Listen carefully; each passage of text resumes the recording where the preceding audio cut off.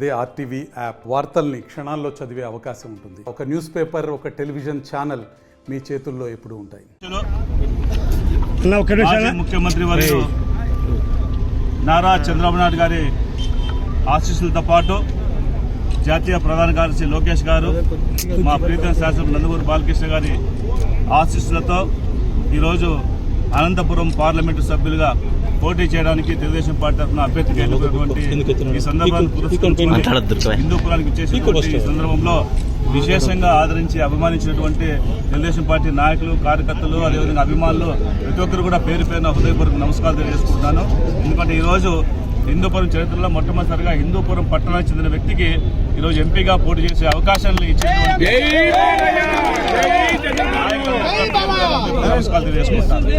ఎందుకంటే ఈరోజు చూస్తున్నాం మనం ఈ రాష్ట్రంలో ఉన్నటువంటి అరాచక పాలన వల్ల ఈరోజు రాష్ట్రంలో ఉన్నటువంటి ప్రజలందరూ కూడా ఏ విధంగా ఇబ్బందులు పడుతున్నారో ఇవాళందరినీ కూడా తరిమి కొట్టడానికి ఈరోజు తెలుగుదేశం పార్టీ కార్యకర్తలతో పాటు ప్రజలందరూ సిద్ధంగా ఉన్నారు. ఎందుకంటే ఇప్పటికే రాష్ట్ర వ్యాప్తంగా ఉన్నటువంటి అన్ని సామాజిక వర్గాలు, అన్ని వర్గాల వారు, మహిళలు కానీ, విద్యార్థులు కానీ, యువకులు కానీ, అదేవిధంగా వృద్ధులు కానీ, అదేవిధంగా రైతులు కానీ, వ్యాపారస్తులు కానీ, ఉద్యోగస్తులు కానీ అన్ని వర్గాల వారు కూడా అనేక సమస్యలతో కొట్టుమిట్టాడుతుంటే ఈరోజు ఈ రాష్ట్రంలో పరిపాలన గురించి ప్రతి ఒక్కరు కూడా ఏ విధంగా ఉన్నారనే విషయాన్ని ఈరోజు ఎన్నికల ద్వారా తెలియబోతున్నారు. ఎందుకంటే ఈరోజు మన అనంతపురం జిల్లా ప్రత్యేకించి ఎప్పటికీ కరువు జిల్లాగా ఉన్నటువంటి ఈ యొక్క అనంతపురం జిల్లాలో దాదాపు 45 లక్షల ఎకరాలు ఈరోజు నీరు లేక పంటలు పండక ఎండిపోయే రైతులను అందరూ కూడా అన్నమో రామచంద్ర కనీసం ఒక సమీక్ష సమావేశం కూడా పెట్టుకోకుండా, మంత్రివర్గ సమావేశం పెట్టుకోకుండా ఈ రైతుల నోట్లో మట్టి కొడుతున్నటువంటి ప్రభుత్వానికి చరమగీతం పాడడం కోసం ప్రతి ఒక్కరు కూడా ఈరోజు ఎదురుచూస్తున్న పరిస్థితి చూస్తున్నాను. ఈ రాష్ట్రంలో ఉన్నటువంటి అన్ని వర్గాల వారు కూడా ఎప్పుడెప్పుడు ఎన్నికలు వస్తాయో, ఎప్పుడెప్పుడు తెలుగుదేశం పార్టీని గెలిపించుకొని తద్వారా నారా చంద్రబాబు గారి ముఖ్యమంత్రిగా చేసుకొని ఈ రాష్ట్ర భవిష్యత్తుని, సంక్షేమాన్ని, ఈ ప్రజాస్వామ్యాన్ని కాపాడాలనే ఉద్దేశంతో ఈరోజు ప్రజలు ఎదురు చూస్తున్నారు. కాబట్టి మేమందరం ఒకటే కోరుతున్నాం. ఈ సందర్భంగా ప్రతి ఒక్కరు కూడా ఏ విధంగా అయితే ఈరోజు యువకులు ఉద్యోగాలు లేక పక్క రాష్ట్రాలకు వలసపోయి ఈరోజు చాలా వాచ్మెన్లు కానీ, సెక్యూరిటీ గార్డుగా పనిచేస్తున్న వాళ్ళందరికీ కూడా ఈరోజు తెలుగుదేశం పార్టీ ప్రభుత్వం ఏర్పాటు చేస్తే వెంటనే 20 లక్షల మందికి ఉద్యోగాలు ఇచ్చే బాధ్యత తీసుకుంటోంది.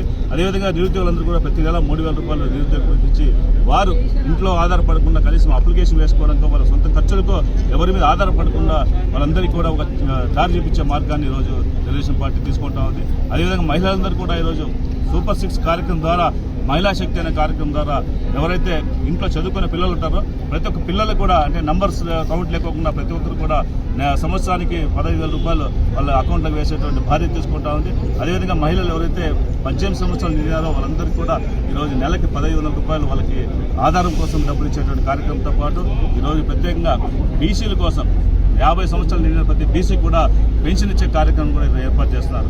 తద్వారా మనందరూ కూడా అంటే బీసీలో ఉన్న కూడా ప్రతి ఒక్కరు కూడా ఈ సమాజంలో అట్టడుగు సాధించి వాళ్ళు కూడా ముందుకు వెళ్ళాలనే ఆలోచనతో ఈ కార్యక్రమం చేపడుతున్నారు. అదేవిధంగా బీసీలకు రక్షణ చట్టం మొట్టమొదటిసారిగా భారతదేశంలో ఎక్కడ ఏ రాష్ట్రం లేదు, అది కూడా ఈరోజు కార్యక్రమం చేపట్టడం జరుగుతుంది. దాంతోపాటు మహిళలకి ప్రతి సంవత్సరం కూడా 3 సిలిండర్లు ఉచితంగా ఇచ్చి వాళ్ళందరికీ చేయి తెచ్చే కార్యక్రమాన్ని చేపడుతున్నారు. అదేవిధంగా గతంలో ఉన్నటువంటి ఈ చంద్రన్న బీమా కావచ్చు, పెళ్లి కానుక కావచ్చు, రంజాన్ తోఫా కావచ్చు, ఇవన్నీ కూడా తిరిగి ప్రవేశపెట్టి వీళ్ళందరికీ కూడా ప్రజలకు మేలు చేసే కార్యక్రమాన్ని కూడా తెలుగుదేశం పార్టీ తీసుకుపోతా ఉంది. అదేవిధంగా అన్న క్యాంటీన్ మూసేసి చాలామంది పేదలకి ఎప్పుడు దాని మీద డిపెండ్ అయినటువంటి చిన్న చిన్న కూలీనాలు చేస్తున్న వాళ్ళని కూడా ఉపయోగపడుతున్న అన్న క్యాంటీన్ కూడా మూసేశారు. కాబట్టి వాటిని కూడా తెచ్చే కార్యక్రమం తెలుగుదేశం పార్టీ తీసుకుపోతా ఉంది. వీటన్నిటితో పాటు అనేక సంక్షేమ కార్యక్రమాలు తీసుకుంటూ మహిళలకు ప్రత్యేకంగా ప్రతి జిల్లాలో ఉన్న మహిళలకి రవాణా చేసుకో వాళ్ళ ప్రయాణం చేసే కోసం ప్రతి బస్సులో కూడా వాళ్ళకి ఆర్టీసీ బస్సులో ఉచితంగా ప్రయాణం చేసే అవకాశం కల్పిస్తూ ఉంది. ఈ విధంగా అనేక రకాలుగా ప్రజలందరికీ కూడా నచ్చినటువంటి మేనిఫెస్టో ద్వారా ఈరోజు జనసేన, బీజేపీ, టీడీపీ మూడు కలయికలతో ఈరోజు వాళ్ళందరూ కూడా ముందుకు వచ్చి ఈ యొక్క అరాజక పాలన అంతమందించే కోసం ప్రతి ఒక్కరు సిద్ధంగా ఉందని చెప్పేసి కోరుకుంటూ ఈరోజు ఈ అందరి ముందు నేను తెలియజేస్తున్నాను. ఎందుకంటే ఈరోజు చూస్తున్నాం ఈ పరిపాలన ఏ విధంగా ఉందనే విషయాన్ని దయచేసి గమనిస్తే రాష్ట్రంలో మహిళలకందరికీ రక్షణ లేకుండా పరిస్థితి వస్తూ ఉంది.